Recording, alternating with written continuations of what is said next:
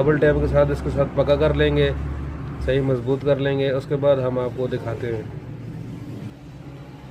जी तो दोस्तों, ये हमने लाइट इसके साथ मजबूत कर ली है। तो अब हम आपको इसको चला के दिखाते हैं कि इसकी रोशनी कैसी है। दोस्तों बहुत ही ज़बरदस्त ये लाइट है हमारी। उसके साथ बाद दोस्तों ये अब हम इसके ऊपर ये इसका कवर लगा लेते हैं, बैक लाइट का कवर लगा के आपको दिखाते हैं कि इसको किस तरह चलता है ये। जी तो दोस्तों, ये अब हम आपको चला के दिखाते हैं लाइट को। सबसे पहले हम इसकी सफ़ेद रोशनी लगाएंगे जो हेडलाइट के साथ ऑन करेंगे। ये देखें दोस्तों, ये रोशनी के लिए हो गई। अब ये जो दूसरी लाइट है हमारे पास जो रंग चेंज करेगी, ये देखें दोस्तों, ये ब्रेक के साथ हो जाएगी।